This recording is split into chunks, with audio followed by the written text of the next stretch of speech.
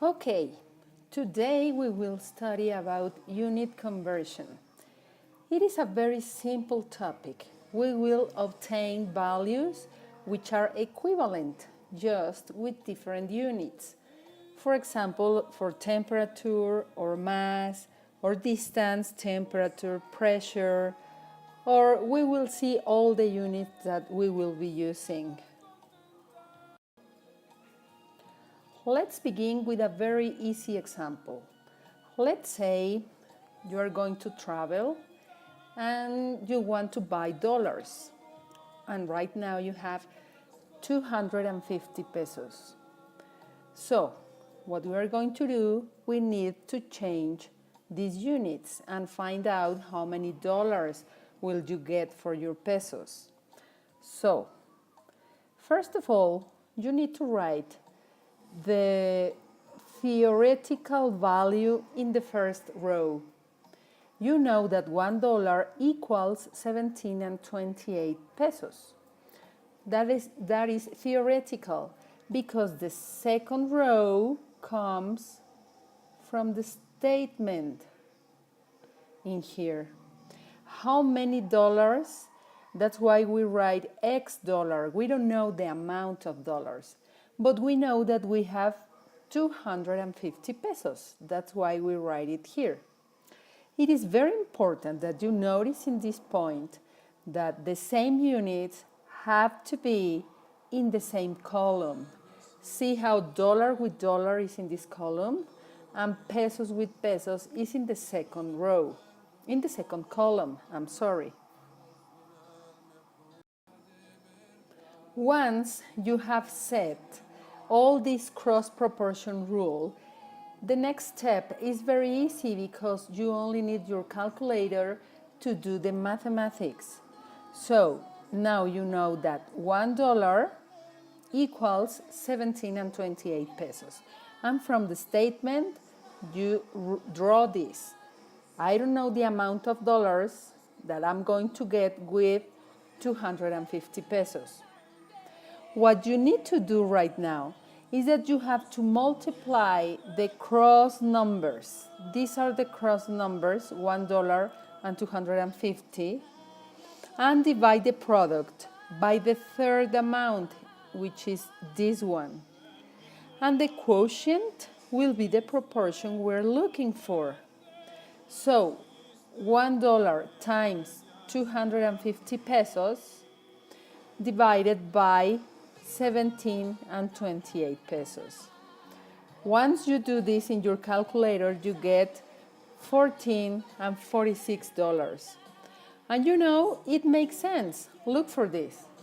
For $1, I get 17 and 28 pesos. For 250 pesos, I will get $14 and $46.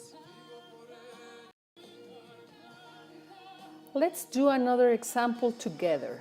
Now let's work with euros. Let's say that you have saved 368 euros. And when you come back to Mexico, you want to exchange that value or that money to pesos.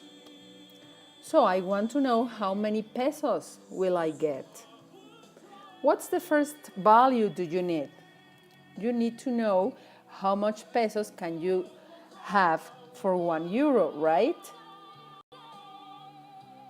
So, again, the first row comes from the theoretical value. The second one comes from the statement. If for €1 I get 19 and 30 pesos, for 368 euros, how much pesos am I going to get? Find the cross numbers. Which one are the cross numbers now? If you see, these are the cross numbers in this case. So you multiply 19.3 times 368 and then divide it by 1. The total is 7,102.4 euros. Every time you find the answer, I'm asking you to circle, please, the correct answer, the correct calculation. We can do some other examples in here. Let's do like a real one, the ones that we are going to use. Look at this. Now we are going to do a volume conversion. I want to know how many gallons are equivalent to 285 liters. If you remember, you have with you this table, this conversion table. Remember, you have it? So I will find for gallons and liters because that's what the problem is asking me. Finding in this table, I know that 1 gallon equals 3.785 liters, right? So, if 1 gallon equals this amount of liters, I don't know how many gallons are the equivalent to 285 liters. Let's find the cross numbers. Now the cross numbers are these, and you need to multiply it. 285 times 1 gallon and then divide it by 3.785. And the result is 75.29 gallons. And circle it, please.